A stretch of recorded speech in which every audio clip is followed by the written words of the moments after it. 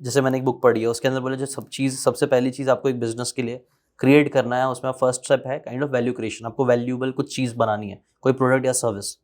तो इस पे आपका क्या ओपिनियन है सर, पहले वैल्यू कैसे क्रिएट होती है या नहीं होती है? वैल्यू क्रिएट करना एक मोटा डेफिनेशन है। सो सबसे पहले you have to create value for customer. और कस्टमर कैसे उसको वैल्यू देखता है? कस्टमर उसको वैल्यूबल देखता है अगर उस चीज को वो दोबारा यूज करे और उस चीज को रेकमेंड करे। So that is value A, I would say. Okay. Value B is that as a platform, as a company, you are able to take money from the customer. एक तो वैल्यू कस्टमर देख रहा है कि भाई हाँ मेरे को वैल्यूबल लग रही है, मैंने ये शर्ट खरीदी, वैल्यूबल है, या मैंने इस रेस्टोरेंट पे मैं गया, हाँ खाना अच्छा था, मजा आया। सेकंड वैल्यू है रेस्टोरेंट वाला या रिटेलर, वो कह रहा है कि जो मैं पैसे ले रहा हूँ इस कस्टमर से, उस पैसे पे मैं इस शर्ट की सेल पे या इस बर्गर की सेल पे मैं पैसे बना पा रहा हूँ। इसको बोलते हैं value being created on a unit level sale. ठीक है ना? That's the second value. And third is कि जो कस्टमर है वो कहता है यार बहुत मजा आ रहा है, और कस्टमर और भी कस्टमर लेके आ रहा है, रेकमेंड कर रहा है, और कस्टमर दोबारा भी आ रहा है।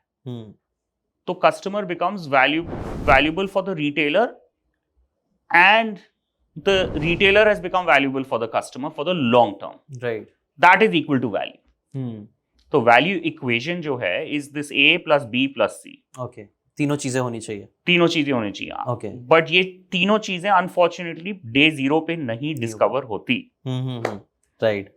और या डे 1 पे नहीं डिस्कवर होती। हाँ, इसको होने में टाइम लगता है। इसको होने में कुछ टाइम लगता है, मतलब कुछ इंडिकेशंस आ जाती हैं। जैसे क्या चीजें पकड़नी चाहिए? ऐसे ये हमें वैल्यू क्रिएट करना है, A plus B plus C, ये जो क्रिएट करना है, उसके लिए आपने क्या लेसन सीखे जो एक इंसान अगर देख रहा है उसको करना है ऐसा वैल्यूएबल कुछ क्रिएट, क्या ध्यान देना चाहिए इसमें? देखो, इसमें ये ध्यान देना चाहिए कि जब आपके पहले 10 कस्टमर्स ने आपसे कुछ खरीद लिया है या आपके साथ ट्रांजैक्शन किया है, उनको क्या लग रहा है कि जो चीज़ उन्होंने खरीदी है आपसे, उनको वैल्यू मिल रही है या नहीं मिल रही है। तो वो आपको एक बहुत ही ऑनेस्टली सवाल पूछना है। ओके। चाहे उनसे या चाहे अपना डेटा देख के, राइट? तो वो सबसे ज़रूरी है कि सबसे पहले उनको वैल्यूबल लगा और उन्होंने अपने 4-5 दोस्तों को बताया इसके बारे में या नहीं। सबसे पहले। Okay okay okay.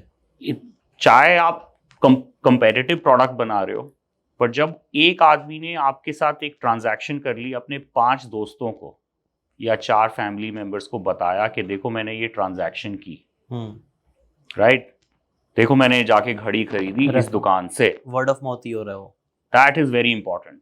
और फिर उससे आपको पता चलता है कि ये 10 की वजह से, पता है ये 10 तो मैंने ऑर्केस्ट्रेट किए थे पहले बायर्स, पर इसकी वजह से और 50 आ गए। That is the first step you want to clear. I think ये सबसे इम्पोर्टेंट, ये तो अपने मतलब पूरा बिजनेस का क्रक्स यही हो गया।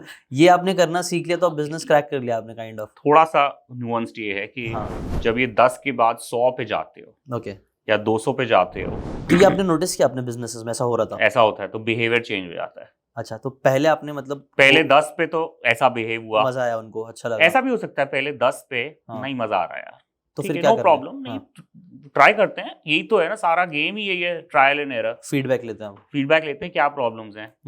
ठीक है, 10 नहीं तो चलो 5 कस्टमर्स के साथ मजा आ गया, लोगों को रेफर कर दिया, बढ़िया। फिर उसके बाद 100 पे थोड़ा सा डिफरेंस है, 1000 पे थोड़ा सा डिफरेंस है, सो यूजर का बिहेवियर थोड़ा चेंज हो जाता है स्केल पे।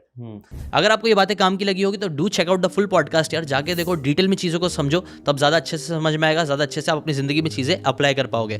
Thanks so much and subscribe this channel.